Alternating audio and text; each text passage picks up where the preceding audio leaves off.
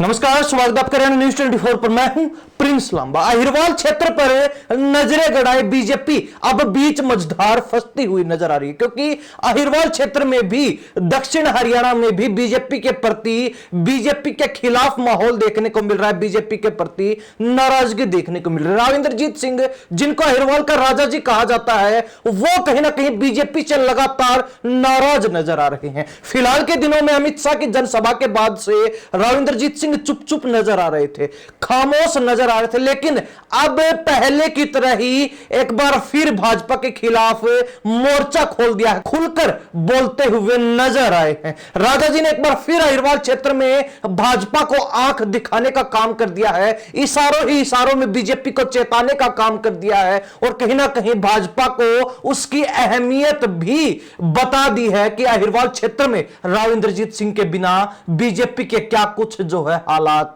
हो सकते हैं। पूरे मामले पर विस्तार से चर्चा भी करेंगे, लेकिन आगे बढ़ने से पहले आपको सुनवाते हैं कि आखिर राविंद्रजीत सिंह ने इशारों में किस तरीके से बीजेपी की धज्जियां उड़ा दी, किस तरीके से बातों ही बातों में भाजपा को बहुत कुछ कह गए। सुन लीजिए राविंद्रजीत सिंह को। हरियाणा के अंदर हमारे मार्फत सरकार बनती है क्योंकि हम बैलेंसिंग सेक्टर हैं।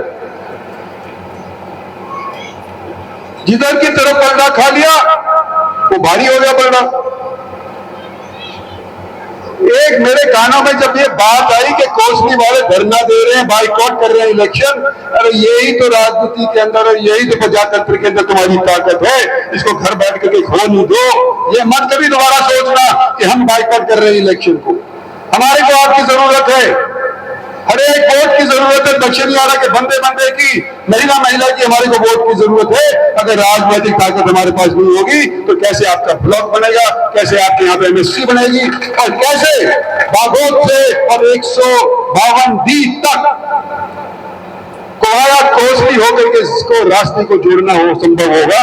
नहीं हो पाएगा। तो बाकी वोट की ही नहीं बात होगी तो कोई आपको पूछेगा भी नहीं। ये सोच लो, समझ लो। मेरा एक्सपीरियंस है, 47 साल से राजनीति के अंदर हूं, और आज के दिन मैं यूं कहता हूं कि जिस दिन हमारा डंका टूट गया उस दिन हमारी हैसियत भी खत्म हो जाएगी। ये मान करके चलो। 50 साल से इस क्षेत्र के 2 हल्के रिजर्व हैं। 12 साल में तो कूड़ी का भी नंबर आ जाता है। तो हमारे 50 साल के अंदर क्यों रिजर्व है? एक भी हल्का महेंद्रगढ़ भिवानी सीट के अंदर रिजर्व नहीं है। तो भाई गुड़गांव के अंदर 2-2 रिजर्व क्यों 50 साल से है? ये पूछने की आवश्यकता नहीं पड़ती क्या? ये परिषद वालों ने हमारे साथ क्या इंसाफ किया है? और आज अगर मैं जाना चाहता हूं तो इसी वास्ते जाना चाहता हूं कि मैं इंसाफ पसंद हूं, और उस इलाके से आता हूं जहां के लोग इंसाफ पसंद है। अहिर रेजिमेंट, ये फौजी बैठे हैं, कुछ लोग इनमें से धरने पे भी गए थे। पार्लियामेंट स्ट्रीट आज के दिन भारत सरकार की तरफ से सुनिश्चित करी गई है कि किसी ने धरना करना है तो पार्लियामेंट स्ट्रीट में जाकर के बैठो, झंडा गाड़ लो और बैठे रहो, अपनी बात सुनाने की कोशिश करो।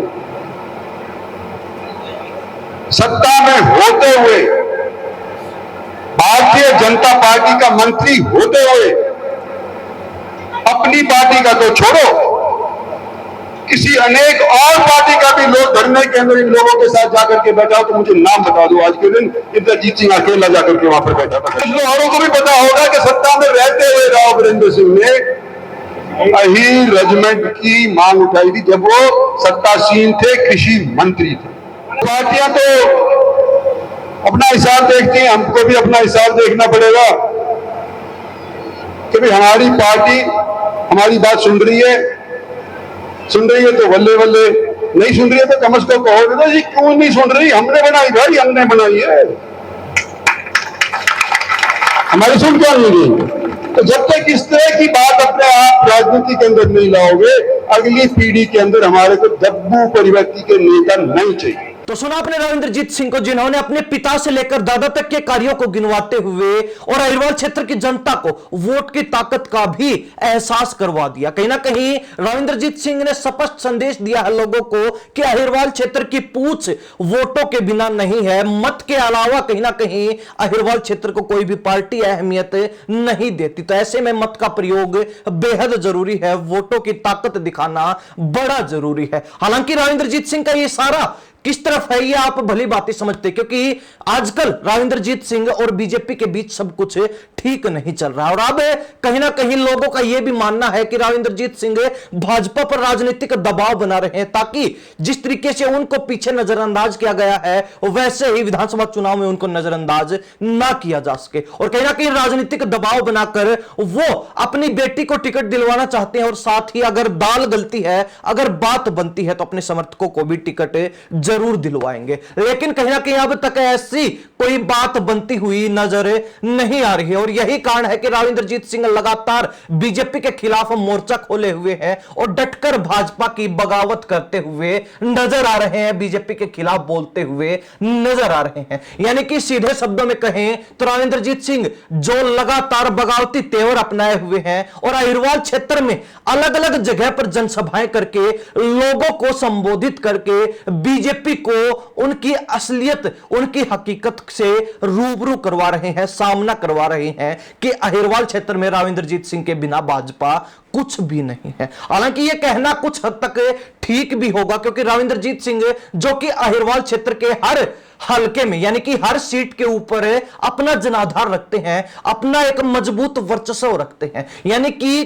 कुछ हद तक वोटों को यहां से वहां ट्रांसफर करने में रविंद्रजीत सिंह का हर चुनाव के अंदर अहम रोल रहता है, महत्वपूर्ण भागीदारी रहती है। और कहीं ना कहीं यही एक बड़ा और प्रमुख कारण है कि भाजपा रविंद्रजीत सिंह से दबती हुई नजर आ रही, क्योंकि बीजेपी को पता है कि हरियाणा प्रदेश के अन्य हिस्सों में उनके क्या राजनीतिक हालात आज के दिन बने हुए हैं। और ऐसे में बीजेपी की नजर सीधे तौर पर अहिरवाल क्षेत्र पर और ओबीसी वोट बैंक पर है। आपने देखा होगा पिछले दिनों अमित शाह भी महेंद्रगढ़ जिले में पहुंचे थे, जिनका सीधा सा टारगेट और निशाना ओबीसी वोट बैंक को साधना था। और कहना कि कुछ हद तक भाजपा लगातार ऐसे कार्यक्रम करके अपने इस प्लान को सक्सेसफुल बनाने के लिए भी प्रयासरत नजर आ रही है, प्रयासों में सफल होती हुई नजर आ रही है, दिखाई पड़ रही है। लेकिन कहीं ना कहीं अब भाजपा के रास्ते का सबसे बड़ा रोड़ा रविंद्रजीत सिंह बने हुए हैं, क्योंकि मुख्यमंत्री नायब सैनी के बाद आज के दिन हरियाणा प्रदेश में ओबीसी वोट बैंक का सबसे प्रमुख और बड़ा चेहरा रविंद्रजीत सिंह है, जिनको लगातार बीजेपी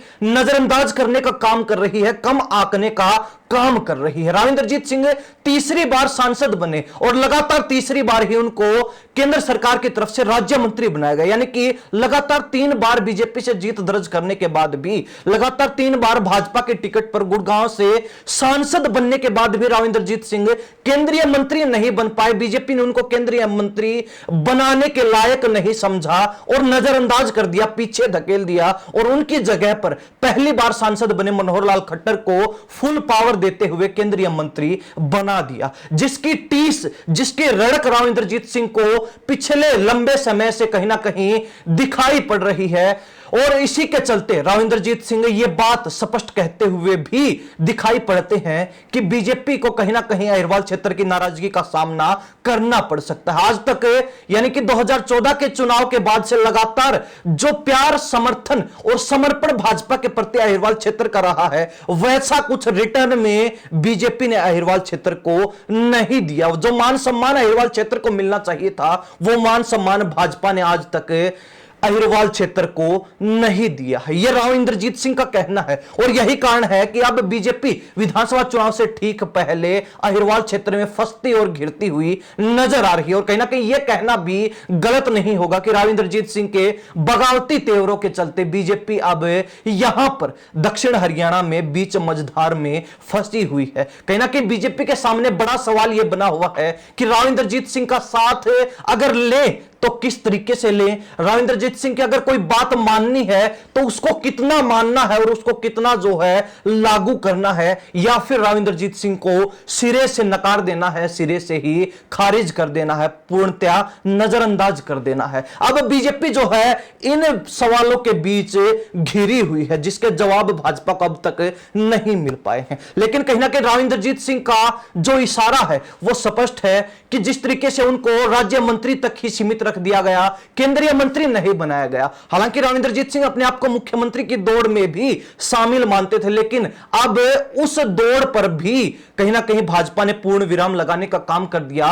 उस दौड़ को ही बीजेपी ने खत्म करने का काम कर दिया, नायब सिंह सैनी को सीएम फेस घोषित करके। तो ऐसे में कहीं ना कहीं राव इंद्रजीत सिंह की निगाहें विधानसभा चुनाव पर है, क्योंकि वो अपनी बेटी आरती राव की पॉलिटिकल लॉन्चिंग करना चाहते हैं इस बार के चुनाव से, और उसी को लेकर अब बीजेपी पर राजनीतिक दबाव बनाते हुए भी नजर आ रहे हैं। राजा जी ये क्लियर कर चुके हैं, राव साहब ये क्लियर कर चुके हैं कि अगर उनकी बेटी को टिकट मिलता है तो ठीक है, अन्यथा वो अपनी बेटी को चुनाव जरूर लड़वाएंगे। आरती राव चुनाव अवश्य ही लड़ेंगे, चाहे निर्दलीय ही क्यों ना लड़ना पड़े। और उसी के चलते लगातार राव इंद्रजीत सिंह अलग अलग हलकों में पूरे अहिरवाल क्षेत्र में घूमकर एक सेफ राजनीतिक जमीन, एक सेफ पॉलिटिकल पिच ढूंढने का काम कर रहे हैं, जहां से अपनी बेटी को बल्लेबाजी करवा सके, बैटिंग करवा सके। और कहीं ना कहीं ऐसे में सबसे पहले उनकी नजर अटेली हलके पर पड़ी, उसके बाद उन्होंने बादशाहपुर हलके की जनता की नब्ज टटोलने का काम किया, और अब कोसली हलके में पहुंचकर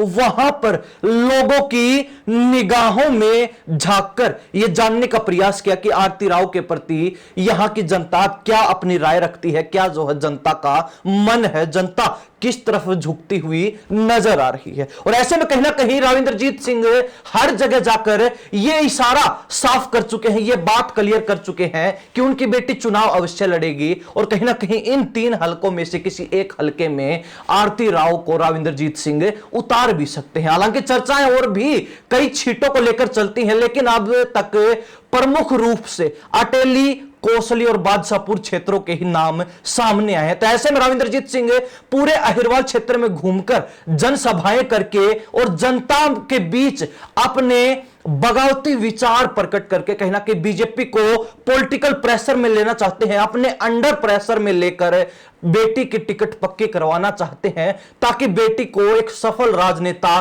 बनाया जा सके, पहले ही चुनाव में उतारकर और जीत दिलवाई जा सके। अब राव इंद्रजीत सिंह अपनी इस चाल में कितना सफल होंगे, क्या बीजेपी को वो घेरने में कामयाब रहेंगे, क्या बीजेपी को राजनीतिक तौर पर दबाने में अहिरवाल क्षेत्र में वो सफल रहेंगे, या फिर राव इंद्रजीत सिंह के ये जो पैतरे हैं, ये जो दांवपेच हैं, वो 2019 की तरह फीके पड़ जाएंगे, फैल नजर आएंगे। क्या कुछ होगा ये भविष्य के गर्भ में छिपा हुआ है, लेकिन यह कहना बिल्कुल सही रहेगा कि राव इंद्रजीत सिंह के चलते अब बीजेपी अहिरवाल क्षेत्र में फंसी हुई है, घिरी हुई है। बीजेपी कहीं ना कहीं बीच मझधार नजर आ रही है, ना बीजेपी इधर जा सकती है, ना बीजेपी उधर जा सकती है, यानी कि ना बीजेपी राव इंद्रजीत सिंह को छोड़ सकती है और ना ही भाजपा राव इंद्रजीत सिंह को पूर्ण रूप से अपना पा रही है। राव इंद्रजीत सिंह अहिरवाल क्षेत्र में भाजपा के लिए गले में फंसी हुई वो हड्डी बन चुके हैं, जो भाजपा के लिए निगलनी भी मुश्किल है और बाहर निकालने में भी काफी